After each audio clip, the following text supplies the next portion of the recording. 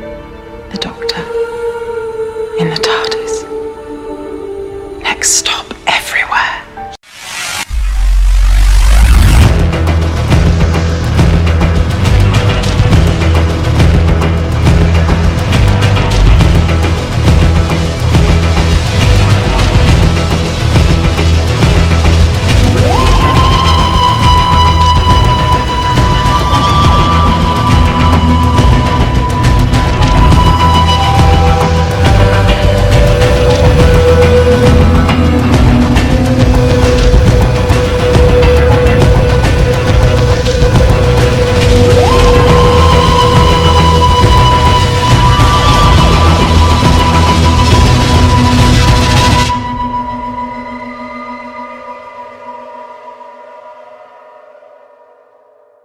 Hello again, everyone. Welcome back to Next Stop Everywhere, the Doctor Who podcast. Happy New Year, everybody. Happy 2020 to all you time travelers out there. And happy new Doctor Who episode that we're going to talk about today here at episode 165 as we start our first episode of 2020. I'm one of your co-hosts, Charles Skaggs, back in the TARDIS once again. Very eager to talk about this one with my partner in time, one of my longest and best friends, and an all-around wonderful person, Jesse Jackson. How you doing, Jesse? Thank you, Charles. Any potential job hirees, right? Any potential employers. That's why you were giving the nice statement. Yeah, Charles, I am so excited. It's 2020. It's a new year, it's a new decade, despite what some people say, and it is New Who. You have to get past the fact we didn't get a Christmas special, but what a way to kick off the year, having a New Who episode on New Year's Day, and then just a few days later, as we're recording this, we're going to get the second part. So we don't even have to wait 7 days. No, we're right now. It actually, later tonight, because we're recording this on Sunday. Yes. So later tonight, this is January 5th, 2020, as we're recording this. Yeah. So later tonight, we get to find out part 2 of episode 165 that we're talking about here, Spyfall, part 1. That's Spyfall, not Skyfall. Skyfall is the Bond movie. The Spyfall is the Doctor Who episode. And this one was written by Chris Chibnall, of course, showrunner, directed by Jamie Magnus Stone, who directed the Last Day mini episode from 2013. If you remember that. That was one of the little mini episodes that accompanied the Day of the Doctor that told the fall of Arcadia. Oh, okay. Yeah, I remember that where they kind of told it from the point of view of this Gallifreyan soldier who had been augmented with like some kind of cybernetic enhancements or something so that we could kind of perceive through his eyes. So he directed that mini episode, but here he's finally directing an actual Doctor Who episode. The first episode of Series 12, at long last, on New Year's Day 2020 that aired. Starring, of course, Jodie Whittaker as the 13th Doctor once again, Bradley Walsh as Graham O'Brien, Tosin Cole as Ryan Sinclair, and Mandeep Gill as Yasmin Yaz Khan. So you always start off with asking my quick thoughts. I'm going to reverse the polarity. Uh-oh. What are your quick thoughts? You're reversing the polarity in the neutron flow. Yes. All right. Well, before we get into our guest cast and trivia, my quick thoughts. Okay, you can go ahead and say that. No, that's all right. My quick thoughts on this one. I enjoyed the hell out of this one. This was a lot of fun. Now, granted, I'm a little biased because, as a lot of people know, as if you've listened to this podcast, I'm a huge James Bond geek. So I know a lot of people aren't. They're not into the espionage genre. I am. So this episode, right up yours truly's alley. Yeah. I enjoyed it. Obviously being a Doctor Who fan and a James Bond fan, this is kind of like two of my worlds colliding in a very wonderful way. I love the pace of this one. Very fast-paced. Very adventurous. Everyone got something to do. Yaz wasn't sidelined in this one. Yeah. As we've had a lot of criticisms from Series 11 about that Yaz was underwritten. Yaz gets some major moments in this one. And, of course, we get the debut of a new master, the Eighth Master, for those of you keeping track. And, the Eighth Master that's appeared on television, that is. And all around, I just love this one. So, Jesse, what are your quick thoughts? Well, it is, pardon the pun, a masterful episode. Yeah. It is... I just echo everything you said. It was great. You love seeing the Doctor and the companions in the tuxedo. You love the whole scenes of gambling, which is iconic in James Bond. I guess you can make a lot of arguments, certainly about King Arthur, Harry Potter, but easily top 5 iconic characters from Great Britain would be James Bond and Doctor Who. Right. In fact, it was a quick side note. I was talking to Stephen Rutledge yesterday from Scotland. He grew up in London. He lives in Scotland for the next stop for my Set Listing Bruce podcast. And at the end, he said, it cracks me up that you're American and you're that obsessed with Doctor Who. He said, here in the UK, we all grow up knowing it, but it just seems weird that it's part of it, and we spent a few minutes talking about that. So James Bond, the Doctor, easily, if not the 2 most iconic British characters, they're in the top 5. Yeah, I'd say so. I'd say, like you said, Harry Potter's up there definitely, yeah. And I'd throw in Danger Mouse, but I'm a Danger Mouse guy.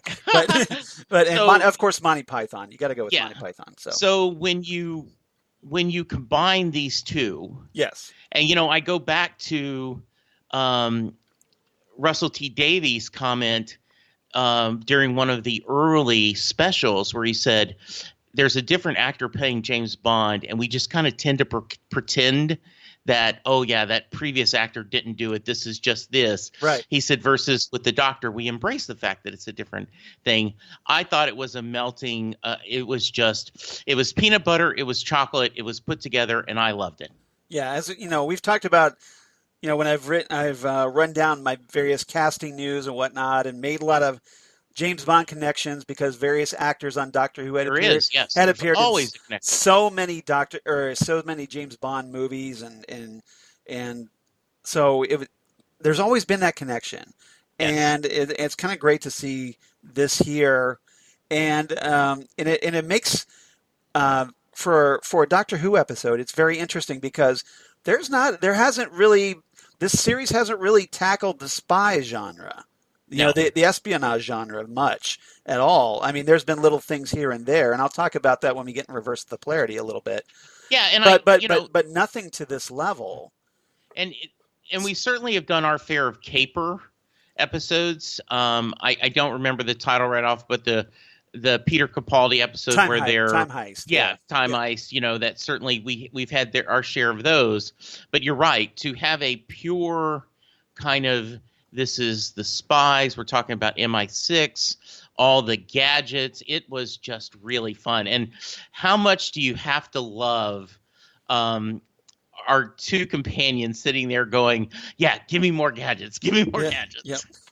That's one thing we're going to talk about. So, yes. Let me run down the guest cast. Guest cast, please. All right, so guest cast. Obviously, we've got the debut of Sacha Dhawan as O, as in, oh crap, it's the Master, this one. So, yeah, he makes his debut here as the 8th Master, at least, the 8th televised Master. Now, a lot of Doctor Who fans obviously know Sacha Dhawan. He played Waris Hussein, the very first director of Doctor who directed An Unearthly Child in the Doctor Who documentary An Adventure in Space and Time. And then he's also done a lot for Big Finish. Mm-hmm. So if you're a Big Finish Doctor Who fan, you should definitely check some of these out. He played a character named Jaldum. Excuse me. In the Big Finish 8th Doctor audio, The Reviled. He played a character named Joel Finch in a 5th Doctor Big Finish audio, Fallen Angels, which is a really good one, where the 5th Doctor meets the Weeping Angels. Very cool. Matthew played a character named Matthew in another 5th Doctor story, Ghost Walk.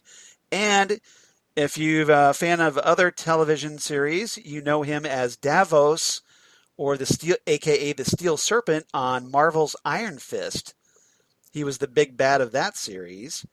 So if we could take just a pause, yes, and pretend to be on the fandom zone for a minute. I only had one more to read, but okay. Okay, well, no, because I want to mention one of the beautiful things or one of the side effects of me currently being unemployed is I am finally going back and catching up on all the Marvel Netflix series. So I finished Luke Cage 1, and I'm halfway through Iron Fist, and I'm saying I don't know why everyone hated it. It's not bad. No, it's not bad. And so I'm excited. It's not bad at all. It wasn't the best Marvel show, but it certainly wasn't the worst. Yes. So I enjoyed Iron Fist quite a bit, but I enjoy Iron Fist anyway because I thought he was a very cool character. We now return you to Next Stop Everywhere. All right, continue, Charles. So my last little Sacha Dhawan nod.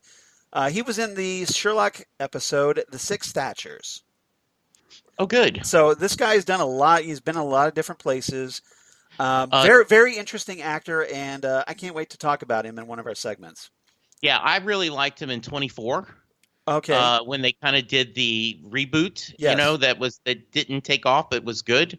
So yeah, I think I am excited about talking to because he is a great addition to the master, kind of legacy. Right. Now, obviously, it's a kind of a disappointment that we didn't get Michelle Gomez back, but Sacha Dhawan, I think, is a very inspired choice. Absolutely. Also, we have Lenny Henry, who played Daniel Barton, who's very enigmatic, and obviously we've got more to his story that Jesse and I are going to find out tonight as we record this. Yes. Interestingly, for Doctor Who fans, he actually played the Doctor. He was the very first Black Doctor in a 1985 parody sketch on his the Lenny Henry show, sketch comedy. I actually posted that video on our Next Stop Everywhere page. If you want to check it out, it's a very funny sketch.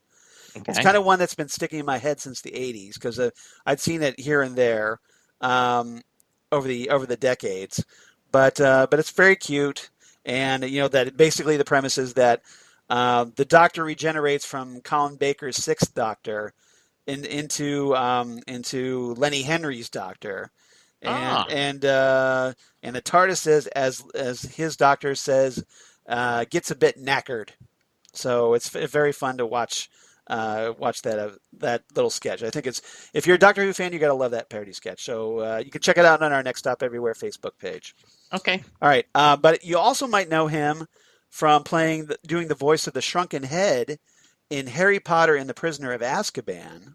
Oh, okay. Aboard the night bus, that whole sequence. Sure. And then he was also on a very fondly remembered British comedy series from the 1980s that a lot of my generation, Generation X, remembers, The Young Ones, when it was airing on MTV.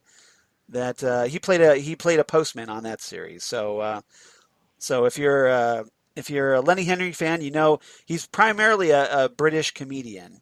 That's done a lot of sketch comedy and whatnot and stand up, and so it's great to see him here in a very dramatic role, and it's kind of interesting that here, 35 years later, he's actually playing on Doctor Who after doing a parody sketch.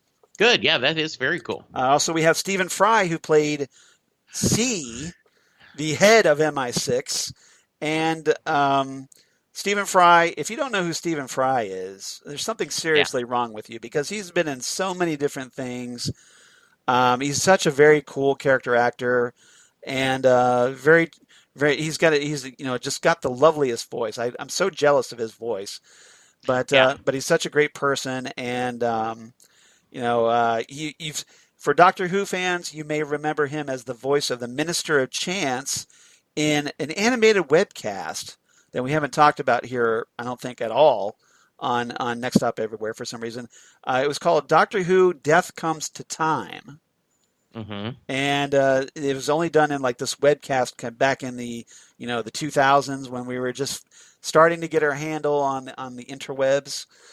Yes. But he did that. And obviously, as a Douglas Adams fan, I remember him as the voice of the guide in the 2005 Hitchhiker's Guide to the Galaxy movie, which he was perfect at.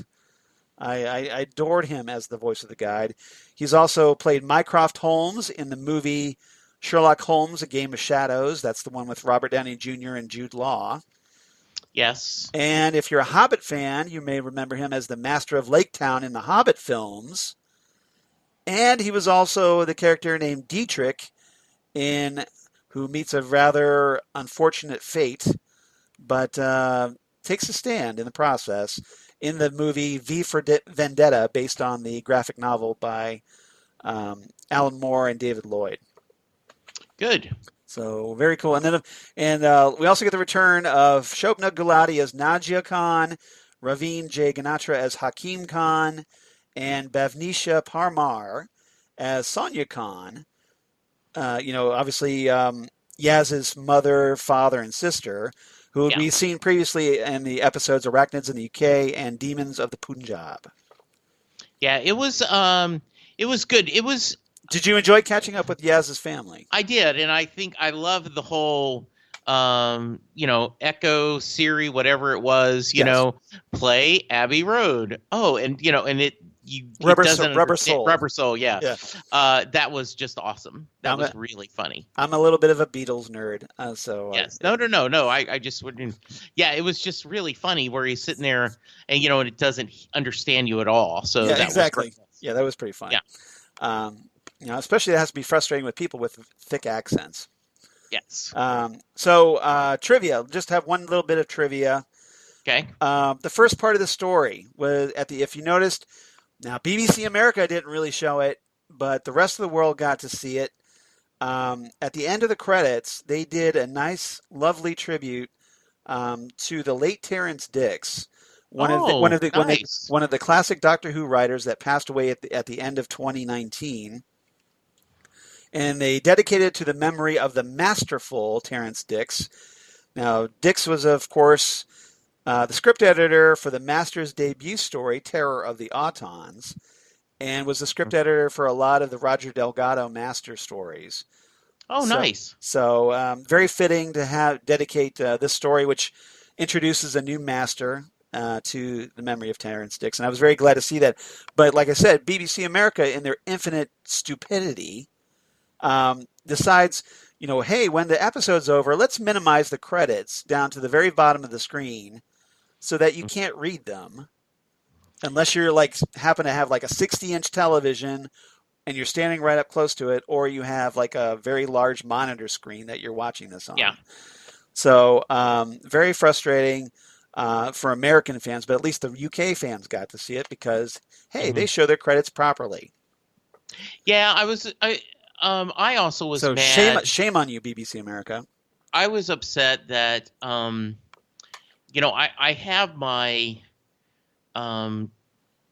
my DVR set to go 10 minutes extended. Yes. And it still cut off the last 4 or 5 seconds of the episode. Now, luckily, I was taping the next episode afterwards.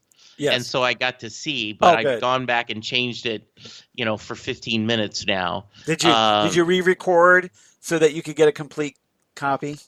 No, I didn't. I didn't. I would do that because I'm just that kind of guy. But yeah. Yes. All right. So let's get into our main topics because it's been over a year since we got. That's kind of actually at a year exactly to the day since we had a new 13th Doctor episode to talk about. So let's get into this. Four topics. One of them is very short, so it shouldn't be that big of a deal. First topic, obviously there's going to be a theme, and you probably can guess what it is. So topic number 1, the living daylights.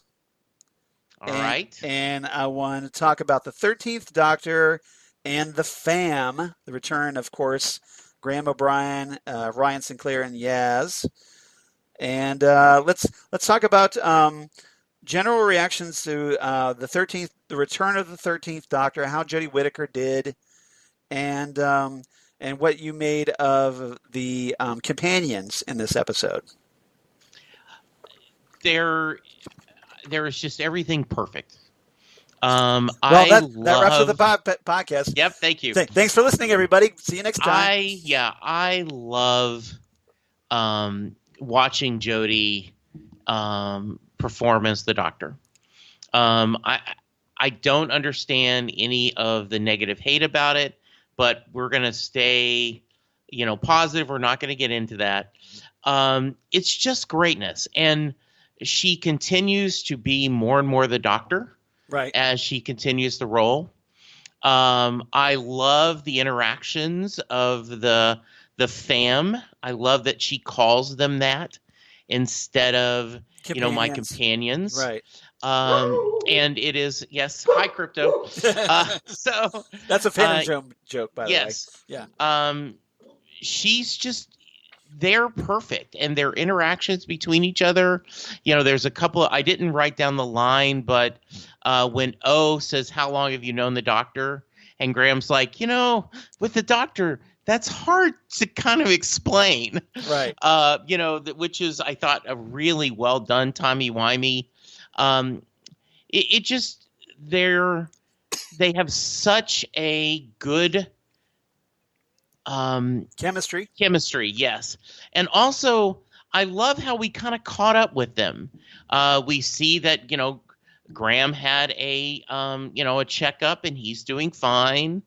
Yaz is getting in trouble with her boss. I was glad they acknowledged that, by the way. Yeah, that's because going. This has to complicate her job quite a bit. Yeah. I love that the whole and Ryan's Ryan's hanging out with his friends and yes. And not quite sinking those baskets. Maybe he'll sink that basket by the end of the season. Yeah, like riding the bike. Like riding the bike, exactly. And I love Ryan talking about, because the way fandom is, you always have a shipping. Yeah. And so you immediately think Ryan and Yaz, okay, we can have another couple. And I like the fact that her sister is interested in Ryan. And he's like, I'd be a great brother-in-law. I love that. That was hilarious. That was so funny. So, he was kind of teasing Yaz about that. Yeah. But it was funny. It was so funny to hear. And they kind of had a nice moment later, when they kind of bonded together. It's just really fun to be with these people. I agree with you. They all had something to do. They all contributed. And, this was a busy episode. Right. With a lot of things happening. But watching Graham and Ryan get all excited about the gadgets, them playing roulette, which, by the way... and they won. They won at roulette. Yes. So I always, when I'm playing roulette, I always bet 17 for like Star Trek 1701. Right. And I always bet red 7 because of Pudge Rodriguez, the Hall of Fame catcher for the Texas Rangers. Oh, okay. So when I saw they bet red 7, I was like, yes. That's funny. That's great. That's great. Yeah. So how about you? Now that Charles, I've gone on and on about no. You feel free, because it's better than hearing my shredded voice thanks to bronchitis. So yeah, I love the reintroduction to the Doctor and her fam. I thought that was rather a great idea. You got to see the Doctor. I love the Doctor has had the TARDIS up on one of those blocks. Those garage lifts, where you can work on the undercarriage. And I thought that was great. That felt very adding room. And, she was tinkering with it, and so because we're gonna get hopefully we'll see some extra rooms in the TARDIS this season. Well, and didn't it feel very Matt Smithish when he was like tinkering and going, okay, what's the point of me being brilliant if you're not here watching me? Well, and how great was it? We got the return of the goggles. Yes, I love the goggles. I really want to repair those goggles. I want a pair as well. Yeah, but very cool to see her in those again. Like I said, I was glad that they're acknowledging Yaz's job, because obviously time traveling has to complicate that quite a bit. Mm-hmm. Sounds like Yaz is on her double secret probation, about it, but we'll see what happens. And Graham, there was a great, that was having him go for a physical checkup was a good idea to remind everybody that, yeah, he had a serious health condition, with cancer that he recovered from with Grace's help. Mm-hmm. And so I was kind of glad to see him following up on that. And, and Ryan just hanging out with his friends, catching up with them. Yes. I thought that was really nice until, of course, they all get corralled by C's agents. And we'll talk about C in our next segment. And but what did you think of what did you think of the sequence where they're in the car as being escorted to MI6 headquarters, and it gets taken over remote control, which is a very James Bondian type thing, and also a very Master type thing, and yes. So that it's driving backwards through rush hour traffic and whatnot at night. And just what did you think of that whole sequence? Yeah, I thought it was great. And I did want to go back to one other statement you made. Mm-hmm. This did not feel like, okay, we've got to spend time reacquainting everyone to the companions. It felt natural. Right. It felt like, okay, we've been gone a year. Let's catch up. Yeah. Not reinducing. So I thought that was really well done. Yeah, they spent a couple of minutes and just kind of reminding everybody, just a quick reminder, not dwelling on it, like you said, and then getting on with things, which was a great. Yeah.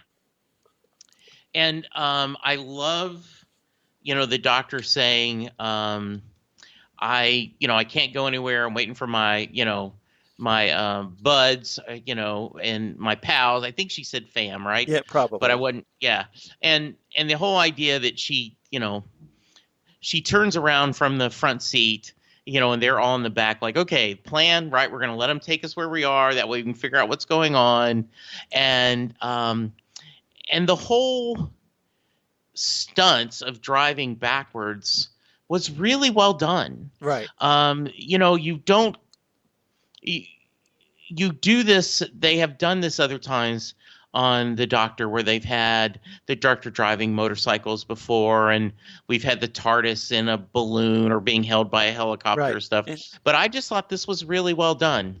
Yeah, and we got to see the Doctor riding another motorcycle again. Yes. I'm reminded of the 8th Doctor on a motorcycle, or the 3rd Doctor. Mm-hmm. Something very physically active that kind of echoes previous Doctors. I was glad about that. Jodie Whittaker's performance, I thought she was fantastic. I think she's more than established herself as the Doctor. I saw what you did there. Fantastic. Fantastic. Yeah, almost sounded, yes. Fantastic. Yeah. But yeah, I'm glad that, she's established herself. Like you were talking about critics of her performance. Still saying after all this time that she's not the Doctor. Well, obviously they're not giving her the benefit of the doubt anymore because, this is her 12th episode. I think she's settled in.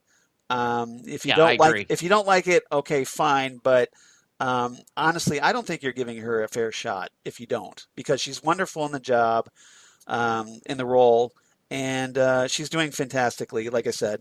And I was glad to see.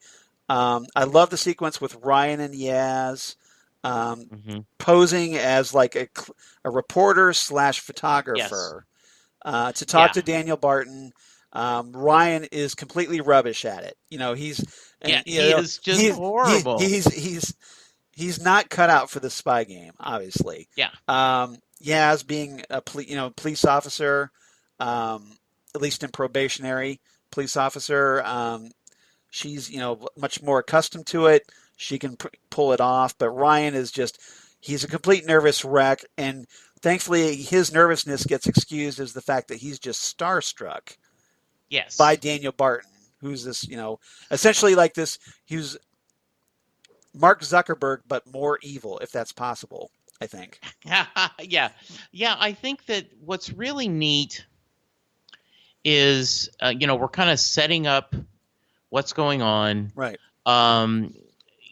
We divide and conquer. We send the different the companions and the doctors split up each with a role. Right. It was really well done.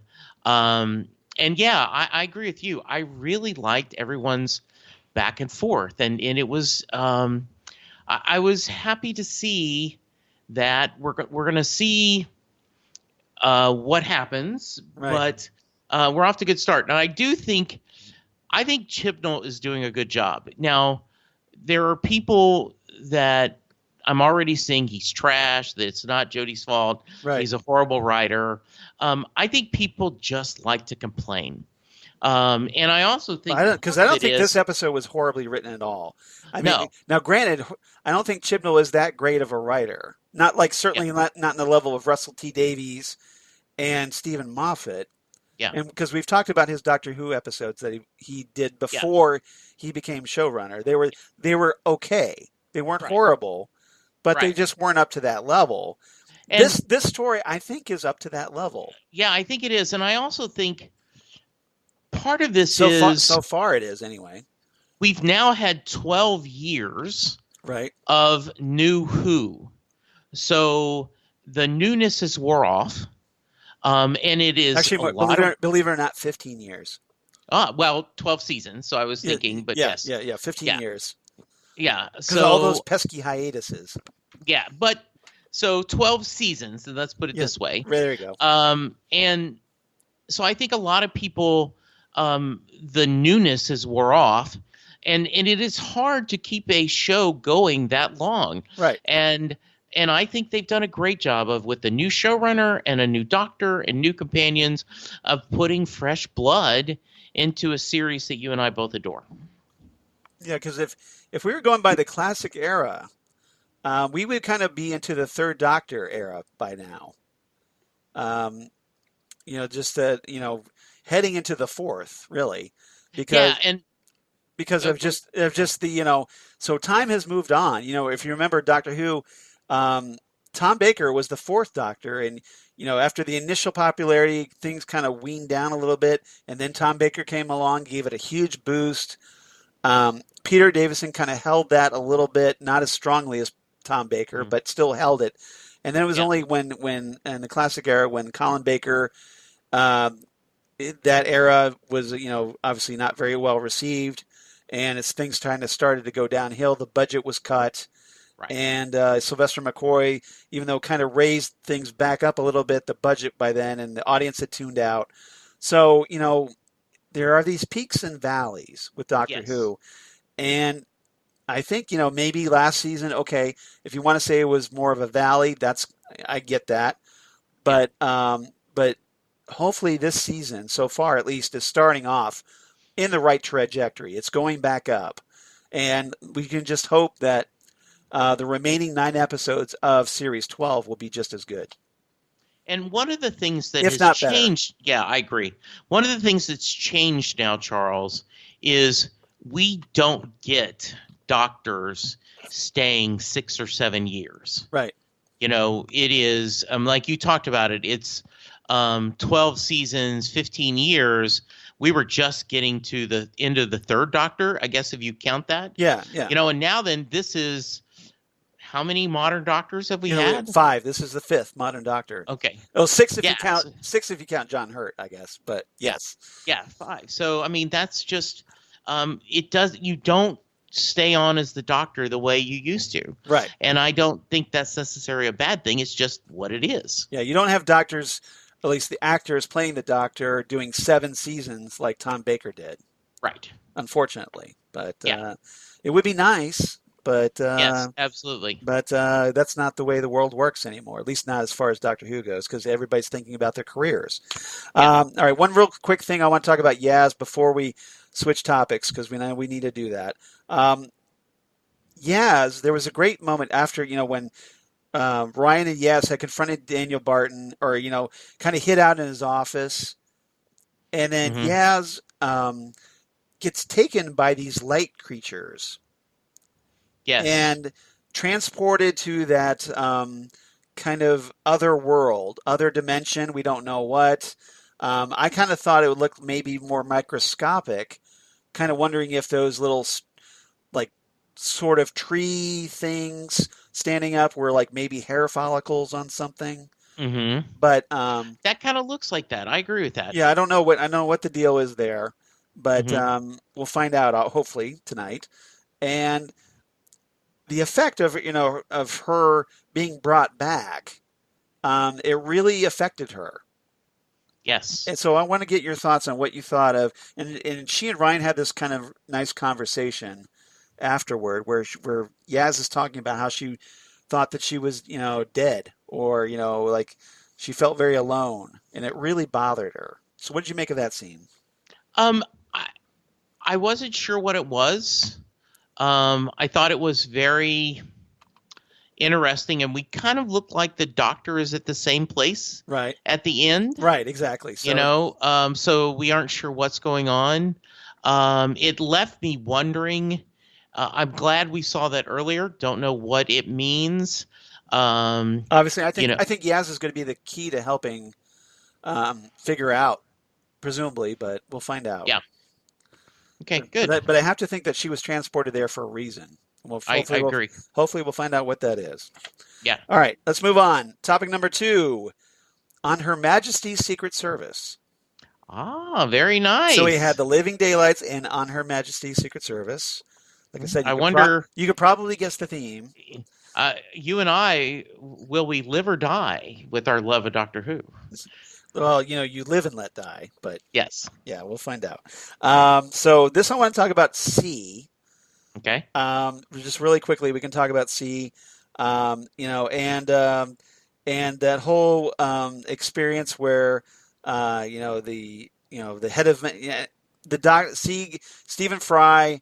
I want to get your thoughts on him and that great exchange. Where the doctor and her fam visit MI6 headquarters. Okay, so first off, I feel a little cheated that we only got that little bit of Stephen Fry.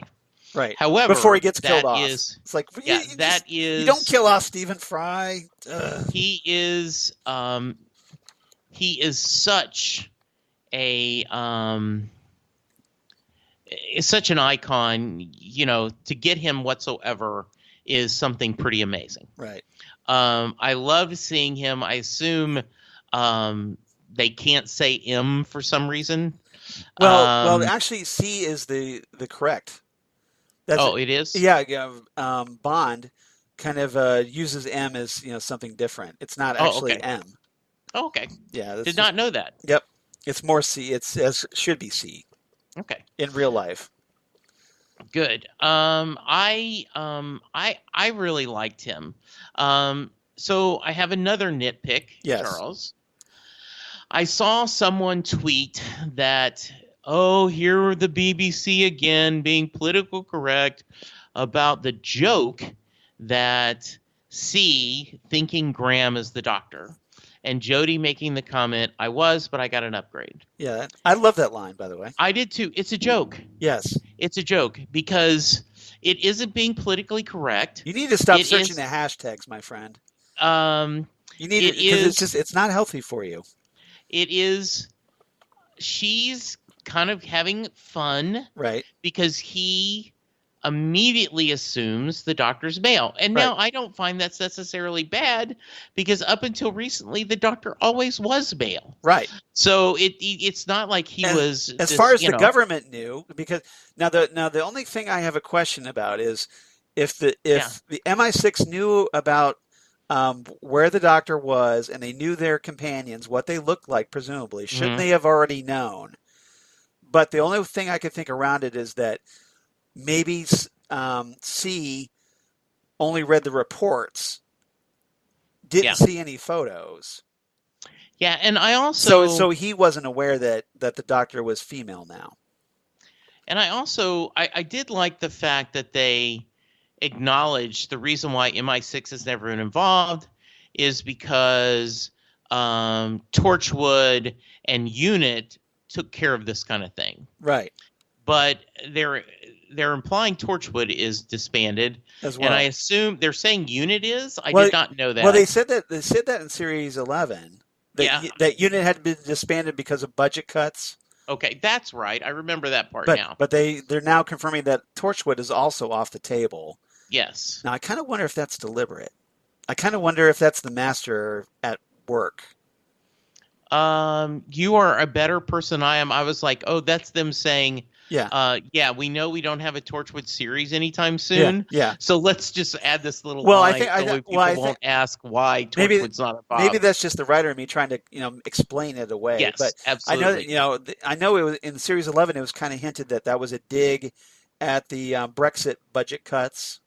Yes, absolutely. But it'd be kind of interesting because we know the Master's been in play at MI6 and as O, that maybe he kind of orchestrated that. And isn't it fascinating? I know we haven't gotten to O yet, but the way time is different for a Time Lord. Yes. And so they are the actual perfect example of the long con. Yes. The Master, was played the guy who talked to Bill, right? Yes. We turned out was the Sims Master. He's in World Enough in Time. Yeah. Yeah. And the Dr. Falls. Yeah. So now we know that O has been there forever, and it's not. It's never been him. It's always been the Master. So I thought that was great. Yeah, that was great. Well, obviously, we're going to talk about O and the Master. Don't worry. Don't worry. We're going to talk about the Master. Yes, we will. We'll get there. All right, let's move on. Topic number 3. The world is not enough. Ah, nice. So that's actually one of my favorite Bond themes by Garbage. The world is not enough. Yeah, that whole thing. So let's talk about Daniel Barton and the light creatures, who we still don't know what their names are. So I have so I'm going to call them light creatures. Is there a Charles theory on who they might be? Because there's a few things on the web that they may be. I did not recognize the classic monster, but I'm not aware of those. So why don't you talk about them? See if I did write it down. Oh, you didn't write it down. Okay. Yeah. I thought they looked creepy. Yes, which is always good for a Doctor Who monster. I'm hoping they're original. I don't think I want them to be something from the past because we already have the Master. I love the idea because the Doctor was shook up when they could get in the TARDIS. Yes, and someone said, was it Yaz who said, "I didn't think they could get in the TARDIS," and she's like, "I didn't know either." Right. So, the TARDIS is one of the safest places in the universe, and to have a villain, a monster that can get in there, right? That's a big deal. Yeah, that is because pretty scary. That kind of means there's no safe place for the Doctor, right? And it's not like the Silence where they could follow you because you couldn't remember that they were in there. They were following you, right? So I really liked that. I thought they looked great. The images of them kind of coming through the wall as ghost-like people, that was really, really nice. I thought it was a very good villain. I was very happy. Yeah, I thought so too. It kind of made, it's always great when the Doctor is on his or her heels. Yeah. That where the Doctor is scrambling to keep up. And with these light creatures, it definitely pose a serious threat to the Doctor. We kind of see they were established that they're all over the globe, basically just about every major city on Earth. Yeah. And there was the very interesting hint when they were kind of decoding something, and it kind of once it was still translating, the image broke from one Earth to multiple Earths. Mm-hmm. So essentially, we have a crisis on infinite Earths going on, possibly, which means it's not just the universe that might be in jeopardy; it might be the multiverse. Yes. That's huge scope for Doctor Who. Yeah, and huge because Doctor Who, sometimes they cross over to another universe, but so you kind of have to wonder if these light creatures are from another universe that crossed into this universe and are presumably, that's why I chose "The World Is Not Enough" as a title, because their intention is to take over the entire universe. It is, and I really, it's nice because we've established there's multi-universes. Yes. And to have that working there is really, really a nice twist. So I was very happy. Yeah. So that's why I'm kind of hoping these are original monsters. Yeah. Because, I mean, I think they have potential here. I mean, kind of I do too. Kind of that same way the Vashta and Arata, when they first appeared, we're like, ooh, these could be around for a while. Or, or the Weeping Angels, So, yeah. This could be a great new addition to the monster pantheon. Absolutely. If they do it right. Yes. We'll find out. But obviously, we're only in part 1, so we have to kind of wait and see how it plays out. Mm-hmm. All right. Now, Daniel Barton. Lenny Henry, he's essentially like your typical Bond villain. Yes. A very rich, powerful, someone who's built up this massive financial empire and obviously doing shady stuff on the sides. Now, apparently he has some kind of relationship with these light creatures. And even Yaz made the comment while observing them interact that she's not sure, who's in charge of whom. All right. And with the Master in play, we kind of wonder, well, the Master seems to think that the light creatures work for him, but the light creatures are talking about taking over the entire universe. And so are they minions of the Master, do you think? Or do you think that they're playing the Master? Or is Daniel Barton playing both of them? What's up? All right. So let me see if this works. I hope it does. I got my fingers crossed. Yeah. We have another rich business guy trying to use alien power to alien beings to get power and control. Mm-hmm. Yeah. Go ahead. I don't know if you heard that. Yes, I did. Yes. Oh, no, I didn't hear that sound effect. Okay, hold on. Let's see if we can hear it now. All right. Nope. Okay. Nothing. Good Didn't try. come over. Good All try, right. though. Yes. Jesse was going to do here, and I can do that. He was basically going to do a Rocky and Bullwinkle sound effect with Rocky going, "That trick never works." Exactly. How's that? Yes. Because we've seen this try. They have try again, and you're right. This trick never works. And I love the idea that there is plots within plots within plots. Yes. The evil Zuckerberg is using the light beings. The light beings, are they using him? The monster's using the light beings. The darkest timeline Zuckerberg, yeah. Yeah. This is, the Master using this. There is wheels within wheels within wheels. I love when that happens, and you just truly don't know where we're going to go. So I was very happy with this. Great stuff. So you don't know, you had no theories on who's in charge of whom here? I ultimately think it's the Master. I think the Master has manipulated everyone. Yeah. Because the Master is the Master. He's an evil genius. So I think he is manipulating the light beings, who are manipulating, our who we thought was going to be the villain. Right. Daniel Barton. So I think he's doing that. But ultimately, the Master has been pulling the strings everywhere around. Yeah, I'm not so sure because, obviously coming from a longer history with watching the Master. Yeah. Sometimes the Master thinks he's in charge. Then he turns out to be not in charge. Yes. Or like, he kind of, he overestimates his own importance, right, and his own ability to keep himself in charge.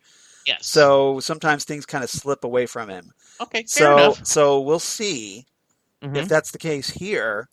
But yeah, for right now, as far as we know, the Master is probably the one in charge, unless we get a nice little twist.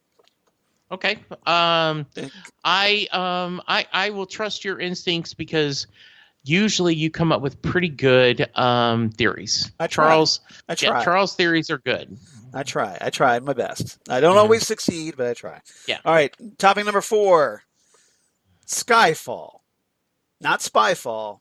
Skyfall. So, Yes. and because of, hey, that great cliffhanger where you have an airplane crashing with the companions inside, helpless, unable to do anything, and the doctor has been transported away.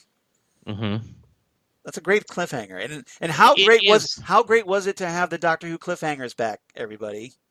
It was great to have. One of the things I loved is the reveal of the Master. Right.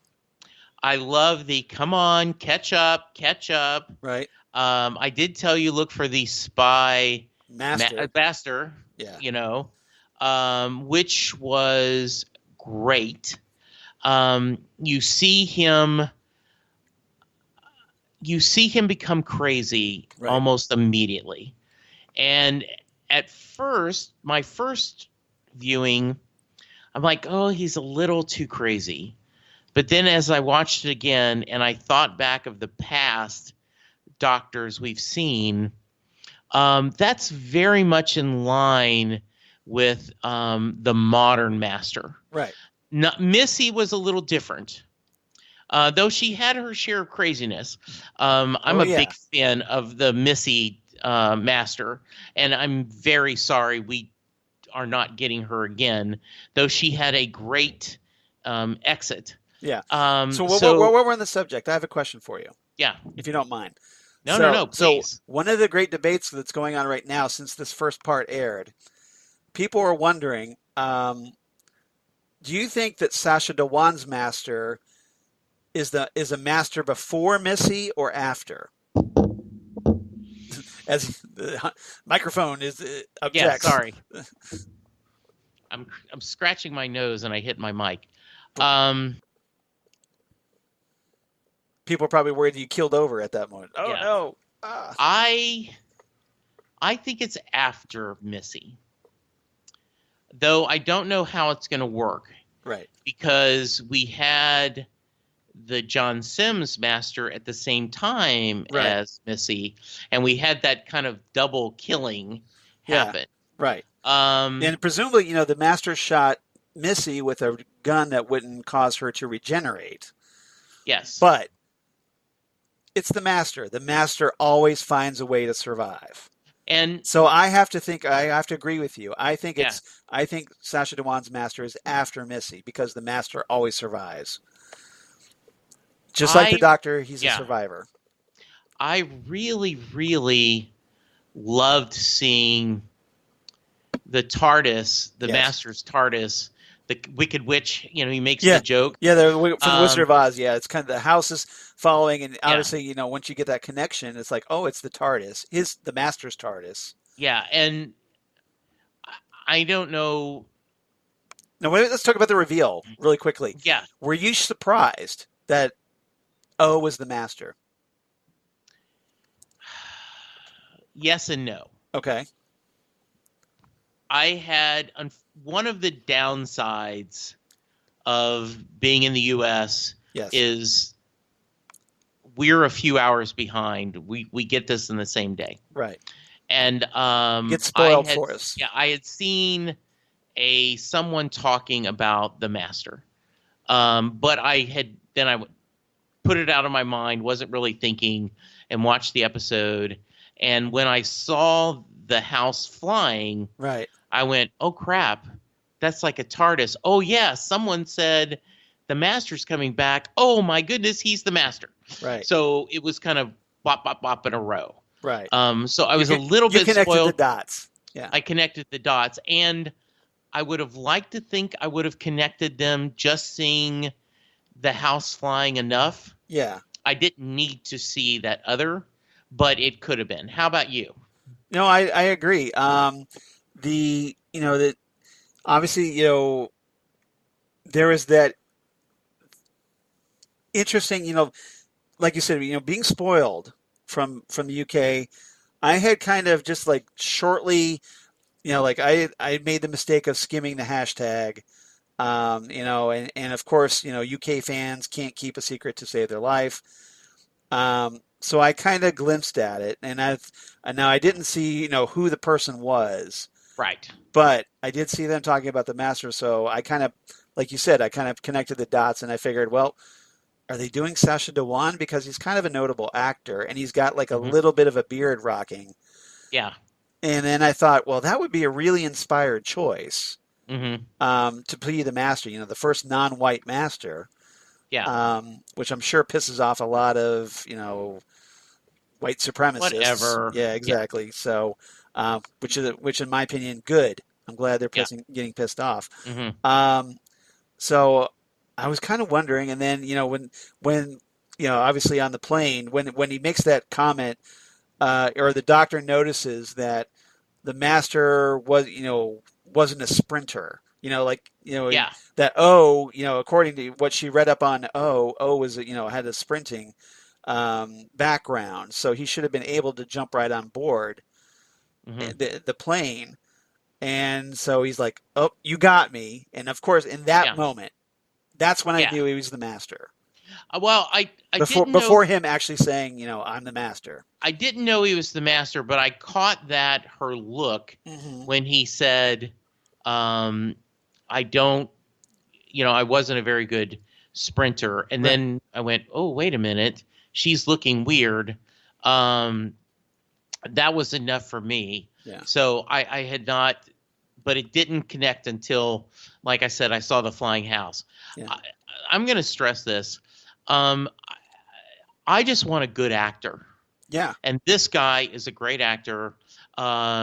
He's very much in the John Sim Master kind of mold, yes. I think. Yes. So far, anyway. Yeah, and he was great in this.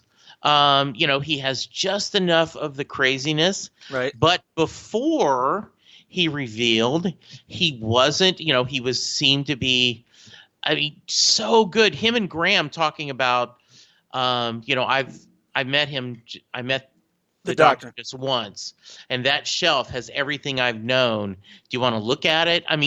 He is selling it. That was kind of a tease, though. Yes. Like, hey, I'm obviously being the Master, he knows a lot about the Doctor.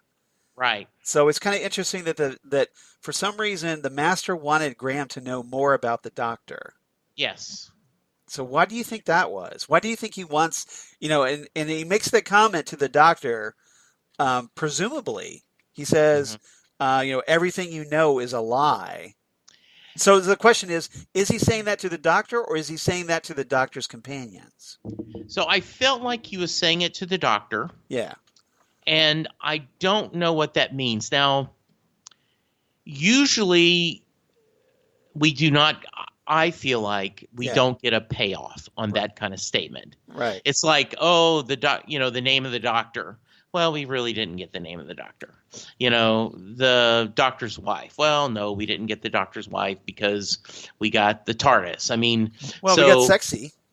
Yeah, and don't get me wrong, one of the greatest episodes ever. Exactly. But just because everything you know is a lie, not only does the Doctor lie, the Master lies. So I am not going to go down that rabbit hole. Yeah, I just don't know. I would love if they did something timey-wimey, and kind of shared something that they have not shared in the past, but I just don't know what that would be. Yeah, I got to give credit to Chibnall and his team, for actually keeping that secret as long as they did. Yes, I totally agree. I know I'm sure there was rumors because there's rumors every year that the Master's going to come back. Yeah, exactly. But so the question is, so you really couldn't take those rumors to heart. There wasn't any indication, any hint really that yes, the Master is definitely coming back this year. So I got to give credit to Chibnall and his team. They actually kept that secret until the day it came out. Now, of course, the UK people spoiled it for the US people, but that's okay. We spoil American television for them, so I guess it's only fair. Yeah, we do. Yeah, and I really, really like the idea that I think it's the right time to bring the Master back. Right. I think it's last season they did mostly new stuff, but every great Doctor should have the Master to fight. Right. And unlike at times, where I go, I can be burned out on the Daleks. I think this new actor playing the Master, is very interesting because we had Capaldi with a female Master, and now we have Jodie, a female Doctor with a male Master, is a nice twist. Again, I'm very happy. I know a lot of people, including me, would love to have seen Michelle Gomez's Master against Jodie Whittaker's Doctor. Oh, sure, absolutely. And maybe they could still do that if they bring Missy back for an episode or so. Right. So I'm hoping that will happen at some point. But it's kind of nice that Jodie gets her own Master, and not just getting Capaldi's Master. Right. And or Missy in the case. So Smith never had the Master, did he? Smith never had the Master. No. Okay.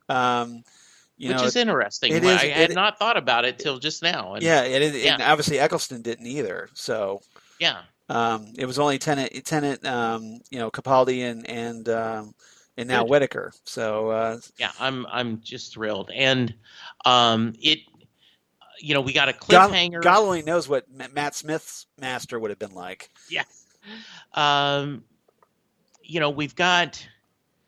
We've got the plane crash. We've got the Doctor in the hair follicle forest. Right. That's what I'm now always going to call it now. Thank you, Charles. You're welcome. The Master has made, he's got up the bomb, and I love that. Of course, I made it not Sonic Group. Yeah. What did you think of the cliffhanger? Yeah. Was that a great cliffhanger or what? It was a great cliffhanger, and he's looking all maniacal and this insane, which the Master is insane. The modern Master is always shown insane. I love that. I love the fact that the Master, didn't just leave the Doctor on board a plane where she can't disable the bomb with her companions. He made it even more complicated by the Doctor being transported to that hair follicle dimension. Yeah. And being separated. So the companions have to be like, oh, crap, what do we do now? Yeah. And there's no parachutes. He talked about that. Yep. It was wonderful. It was so wonderful. So how do they get out of this one? We'll find out. We will find out. Yeah. Okay. I love this. Maybe Flash Gordon comes in and saves the day. No, just kidding. Dun, dun, dun. Yes. Yeah, like an old Republic cereal. Mm-hmm. All right. Anything else about this episode? I know we're running long, but we had a lot to talk about here. Yeah. No. I just loved it. It was awesome. Great to have the Doctor back, and especially such a good episode. Yeah, and I think in general, just really quickly, if you know people that were turned off by Series 11, they're like, oh, I'm done with Doctor Who. It sucks now. Make them watch this episode. Yeah. Because this pretty much addresses all of their criticisms, or it should.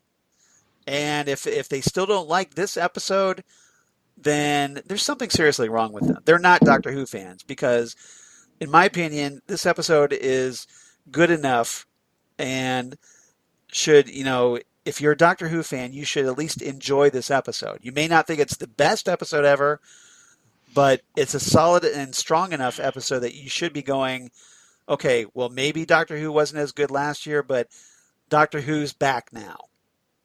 Yeah, and I want to say the same thing.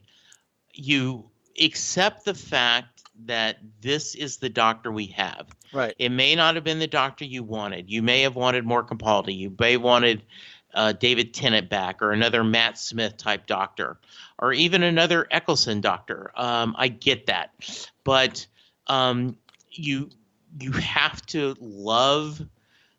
At least I suggest, if you were a true fan, enjoy what the show is giving you right now. Put aside and just be in the story. And I think if you are, you're going to have a good time. You may not love everything, and that's okay. There's episodes where Charles and I don't love everything. Exactly. But just enjoy the journey. Absolutely. Exactly. All right. Do you have some quotes? I do have quotes. Okay. Now, obviously, one that we talked about, where C talks to the Doctor and says, "Don't be ridiculous, Franklin. I've read the files. The Doctor is a man." And the Doctor, of course, replies, "I've had an upgrade. Hi." Yeah. I love that. And, I thought it was a very, it's not something that's supposed to be in your face. It's a great line, Yes. and Missy made the comment that, hey, she had an upgrade as well, after being, she regenerated into a woman. And by the way, didn't you love the fact that, Graham's like, she really was a man once? I thought she was just giving us a hard time. Yeah. So, okay, one of my quotes. Go for it. It's safe for them, though. And the doctor answers, yeah, 80% sure, 75, 40%, absolutely minimum. That's a good one. That was a good one. Yeah. C, trying to reprimand Ryan and Graham that all those gadgets are not toys. He goes, they are not toys. And Ryan says, yeah, they're not toys, Graham. And Graham says, no, they're not, Ryan. And if you say otherwise, I will shoot you with my laser shoe. Yes. I love that. So I'm going to save one because I'm using it in my scale. Okay. But the doctor going, somewhere in the lowest substrata, there is a wardrobe hall. I think it's the first right after the karaoke buses. That was good.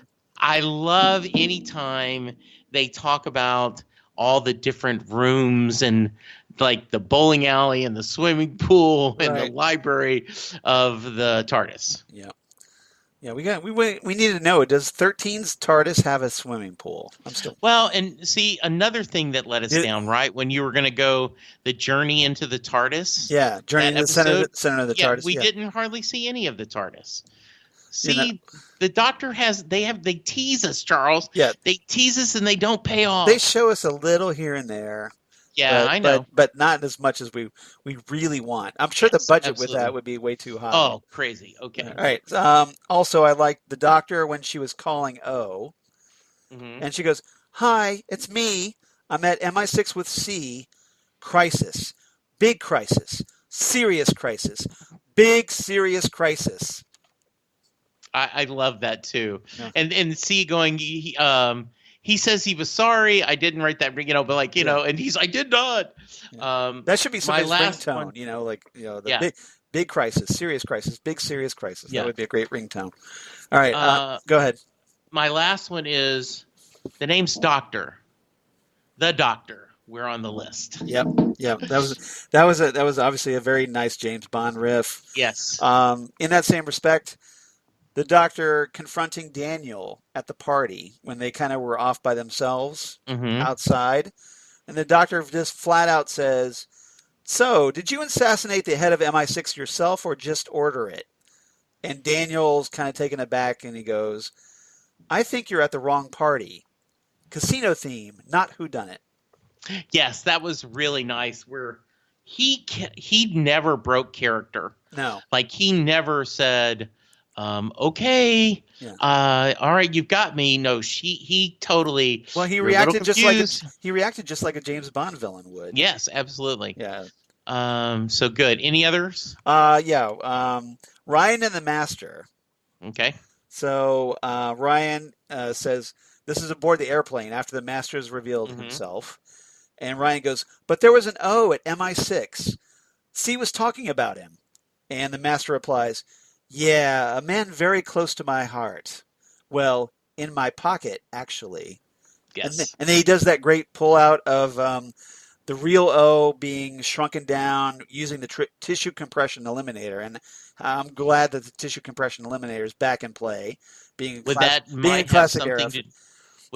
have something to do with the episode you picked for the reverse of the polarity? No, it didn't. Okay. No, it didn't. But there was a very nice nod with the corpse in the matchbox by going all the way back to the Master's first episode in Terror of the Autons.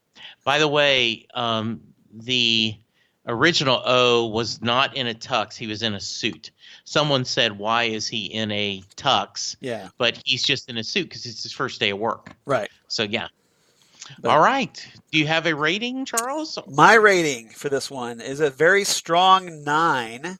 Shrunken corpses in a matchbox, or in matchboxes, plural. Mine is 9 out of 10 pitchers of iced tea. Nice. That So was we're in one of the sync. quotes I saved. Yeah. Yes. That was one I kind of liked too. I actually took it out. I had it down, and then I was like, well, maybe I'll use this one instead. But the whole I made some iced tea. Possibly. Yeah, I had it down too, but I was like, no. I was going to go 9 out of 10 tuxes, but I like the iced tea better. So great. You can't watch that scene and that line and go, Jodie Whittaker is not the doctor. I'm sorry. That was a perfect doctor delivery. That is. All right. So Charles, we have a lot of feedback. Yes, we do. Because your voice is a little shredded, so I'm going to do my best. Normally Charles is a much better reader than I am. I was going to do a very quick reverse the polarity segment though. Oh, okay. Yeah, do that and then we'll do feedback. All right. Absolutely. So just really quickly. Reverse the polarity.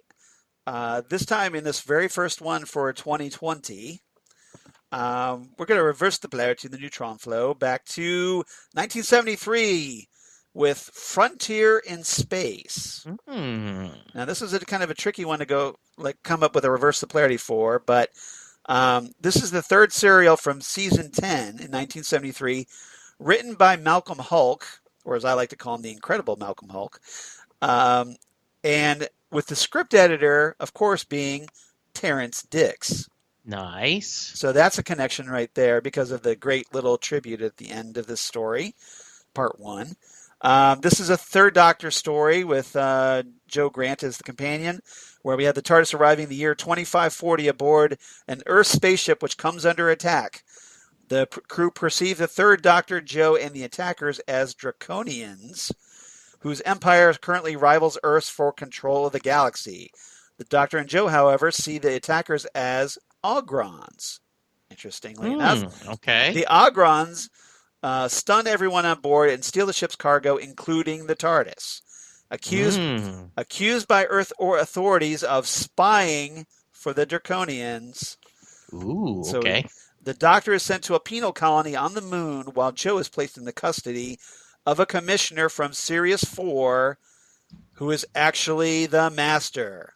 Ooh, okay. So there's another big connection. We got spying, and we got the Master and Terrence Dicks. The Master rescues the Doctor and locks him up and Joe aboard a stolen police spaceship.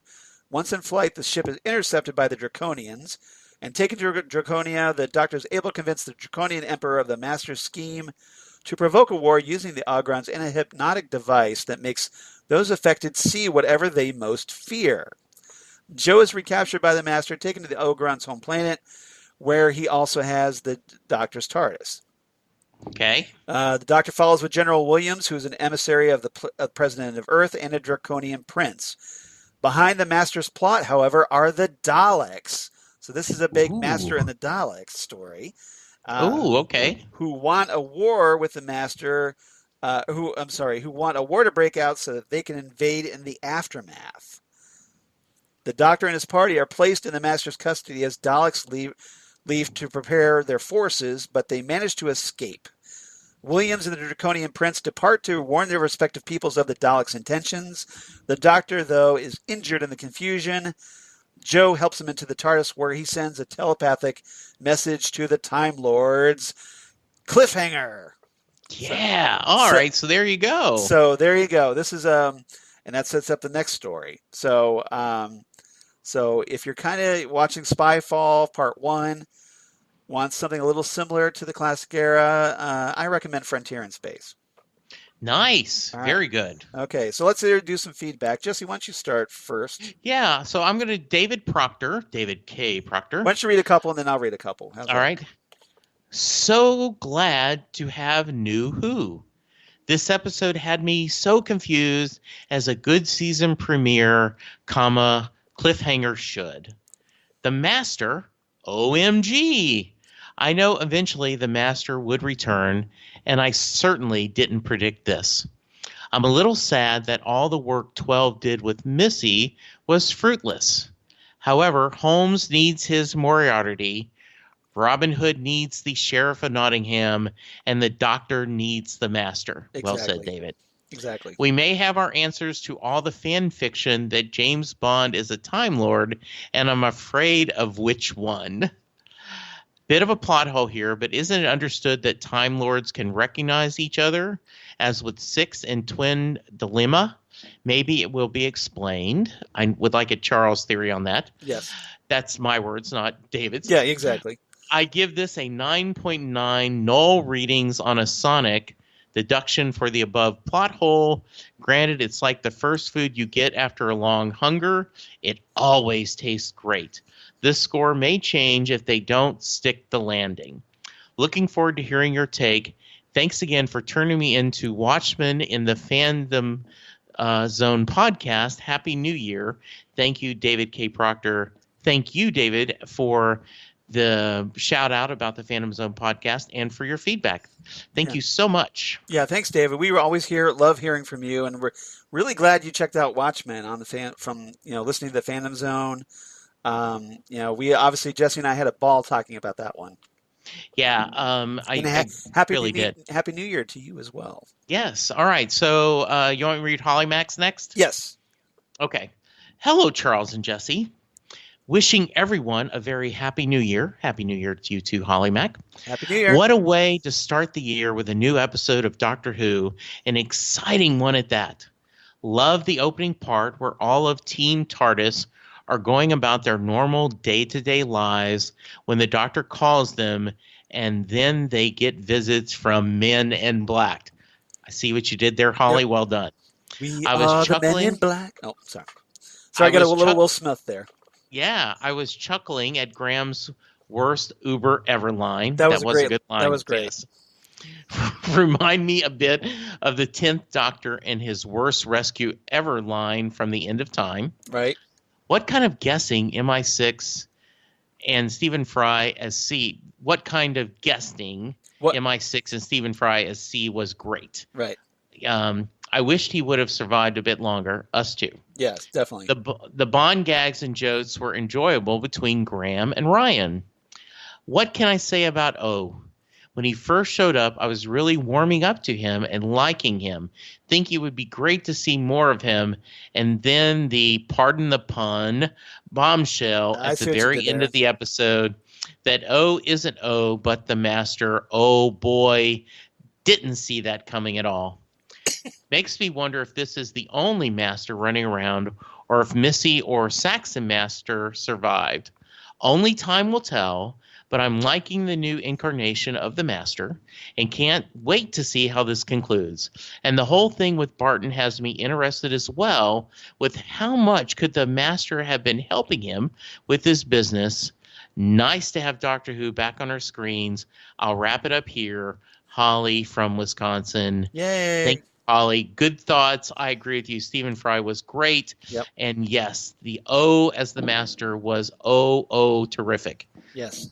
Oh my God, it was so good. Yes. All right. So, thank you, Holly. It was always lovely hearing from you. Absolutely. And so our next two because we got 4 this week. So next we have Paul Beck from Australia. And just first and foremost, Paul, I'm sure everyone here in America and across the world, giving all of our thoughts to you and everyone in Australia right now for those horrible wildfires going on right now. Absolutely. So it's heartbreaking to watch those because we obviously have wildfires in California. We get to see that kind of devastation here in the States. So just want to give you guys express our love and our support and hopefully those things are dealt with sooner, faster than later. Absolutely. I echo that, Charles. All right. So let's talk some cheerier stuff here. As Paul writes in, hi, Charles and Jesse. It seems like forever since we have had New Who, but boy, it was worth the wait. What a great season opener. It had everything in it. Great characters, great chase scenes, and loads of action. Great actors, and of course, in all caps, the Master! ! ! ! ! ! ! ! ! ! Not to mention the cliffhanger ending. Yeah, it was great, wasn't it? Mm-hmm. So good to have cliffhangers back. Also, the Doctor in the Aussie Outback. Loved that. I'm guessing you did. Although I was a little disappointed there wasn't a Tegan Jovanka shout out. I'm just saying. There you go. There should have been at least. How's Tegan doing? Can't wait for next week. Sending my best wishes as always, Paul. P.S. the freaking master. What a great performance. Enough said. So I guess it's safe to say that Paul enjoyed the master. I think he did. I think he did. All right. So thank you for writing in, Paul. It was great to hear from you. I haven't heard from you for a while. So that's fantastic. And lastly, but certainly not leastly, Hannah Scarappa writing in with a very long email. So bear with me. I'm going to give it my best shot. I'm sorry. I should have. That's okay. We did plan ahead of time. I should have done that. No, that's okay. Yeah. It's cool. We'll get it. Okay. Greetings, Charles and Jesse. Doctor Who is finally back and with a bang with Spyfall. Admittedly, I was a bit spoiled on the return of the Master. I was out of the country and made the mistake of looking on social media. Mm-hmm. See, it's a common mistake, obviously. We've talked about that. Yes. But that did not take away from my enjoyment of the episode. I will confess to waking up at 5:23 a.m. on January 2nd to watch it with Amazon Prime because I was afraid I'd get spoiled further if I waited. Let me say it was 100% worth it. That's great to hear. I want to start off by saying I think this was a stellar Yaz episode. I'm glad Chibnall finally decided to address the elephant in the room with regards to a police career. Yeah, I mentioned that. And as her superiors and family are clearly growing impatient. I love the bit of espionage that she and Ryan, or should I say Logan, that was great, wasn't it? Yeah. I don't look a thing like Hugh Jackman. Had to do when looking into Daniel Barton. The real meat of the story, however, has to be when she got teleported to wherever that place was. Mandeep Gill does an excellent job conveying how shaken Yaz is after going through that experience. I totally agree with you, Hannah, on that one. I do too. My theories is that this place is either some microscopic world due to the structures that look like double helixes, like the quantum realm in the MCU, the Marvel Cinematic Universe, or the void. Interesting. I talked about how it kind of looked like hair follicles. Wherever Yaz and later the Doctor went, it looked like a far cry from the planet of the coffee shops. Mm-hmm. I see what you did there. I don't have much to say about Ryan and Graham other than I'm glad that their personal lives are being touched upon as well. Their scene with the spy gadgets was also fun. Additionally, Jodie Whittaker was great as the Doctor. I particularly liked the scene at the beginning of the episode where she was tinkering with the TARDIS. Her horror at the revelation of O's identity was also conveyed well. It was also really unnerving to see her look so vulnerable stranded in that unknown place. I think this incarnation craves social interaction whenever possible, and isolating her is one of the cruelest things the Master and those creatures could have done. Yes. That's good insight. I like that. Yeah, I do too. I think that's a very profound insight. Finally, with regards to the Master himself, wow, I knew it was coming, but thankfully did not see the scene before watching the episode. I already love Sacha Dhawan, even if we've only really seen 5 minutes of him as the Master. When he's being dastardly, he appears as gleeful as a kid on Christmas morning, which I love.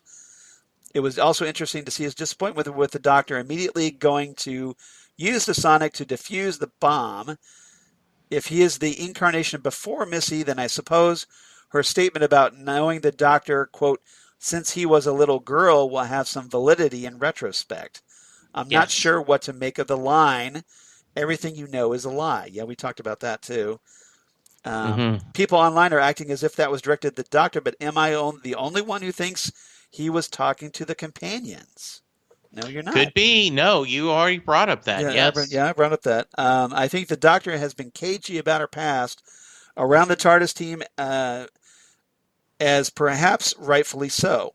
I suspect the Master will exploit this in the future. I'll wrap it up here, and I look forward to finding out how the fam survives the plane crash and where the Doctor has gone to. I look forward to your coverage of the rest of Series 12. Keep up the great work. Best regards, Hannah Scarappa. Perfect. Long email, Hannah, but a wonderful one. So it's definitely worth it to when you get such a great email. So thanks you to David, Paul, Holly, Hannah, all of you. You're wonderful people, and I'm glad that we've got new Doctor Who to talk about, and it's always great to hear from all of you. And hopefully we will keep hearing from all of you. Absolutely. Yeah, we've got a lot to do. we're just starting the season, and I'm very, very excited to kind of go through this journey with you. Yep, I know we're running along. So if you want to reach us, just like all of those four wonderful people, please reach out to us at nextstopeverywheresmg@gmail.com. That's nextstopeverywheresmg@gmail.com for Southgate Media Group, and or on Twitter at nextstopsmg, or on Facebook Next Stop Everywhere the Doctor Who Podcast, or on Instagram at Next Stop Everywhere Podcast. We would love that. Reach out to us. Let us know what you think, what your thoughts are on season 12, series 12, and or just if you're enjoying the show, and hopefully and let us know what you think. Absolutely. All right. Jesse, how about you? Where can they reach you? So, Charles, not only can you check every week here where you and I will be talking about the Doctor, you can go, and the Phantom Zone podcast is where Charles and I talk about comic book TV series. Right. We just finished covering The Watchmen. We discussed all 9 episodes. If you have not watched Watchmen, I recommend you go back and see it whatever way you can. It is absolutely brilliant. And then listen to our discussions on it. It is, we had a lot of fun, and it's something actually really beautiful to share.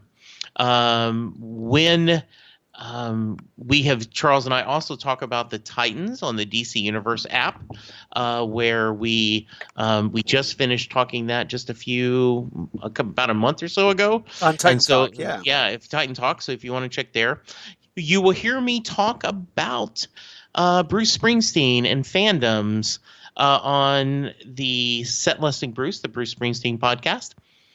You can find me there. You can find me on Twitter at Jesse Jackson DFW. You can find me on Facebook, Jesse Jackson, Louisville, Texas.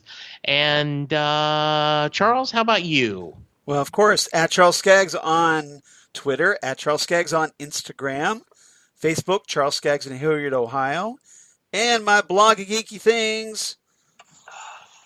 Damn good coffee. And hot. Damn good coffee and hot. Where I talk about all the stuff we talk about here on Next Stop Everywhere, including Doctor Who, Torchwood, Sarah Jane Adventures, all kinds of comic book sci-fi news in my other podcasts for Southgate Media, including the aforementioned Phantom Zone podcast that I do with Jesse, and Titan Talk, the Titans podcast that I do with Jesse when we're not on hiatus like we are right now until Doom Patrol Season 2, and Ghostwood, the Twin Peaks podcast I do with Zan Sprouse, wife of comic book artist Chris Sprouse, where we talk about all things Twin Peaks, David Lynch, and a bunch of pop culture references.